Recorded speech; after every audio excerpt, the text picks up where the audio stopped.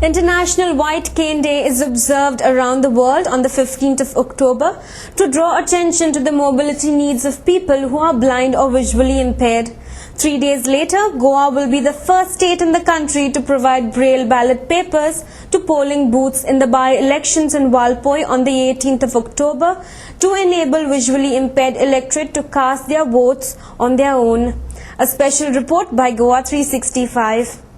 The white cane was introduced to create awareness about the presence of the blind. Since the color white stands out, it was used on canes as a safety measure for the blind so that they could alert motorists and other people of their presence and facilitate their movement.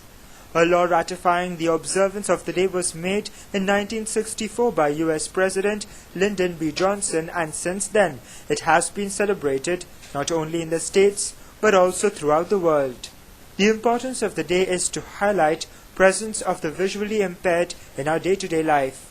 The right to take part in functioning of the government should also be extended to people who suffer from disabilities. In this regard, it would be interesting to note that Goa will be the first state in the country to provide braille ballot papers to all its polling booths to enable visually impaired electorate to cast their votes on their own. Department of Printing and Stationery has been asked by the Election Commission to print 60 braille ballot papers for the forthcoming by-election in Valpoi. There is a commitment of the state government that we will make available braille lipi publication to the visually disabled persons. As per the 2001 census, about 4,400 are visually disabled persons in 2001. So as a part of implementation of state policy, we have provided braille printing facility in government printing press. We have procured the embosser who print in the braille and also procure a software who converted normal text in the braille. This machine is already arrived. After the code of conduct will be over, we will formally launch that printing facility. The braille ballot papers will contain the names of the candidates in numerical order and their party affiliations.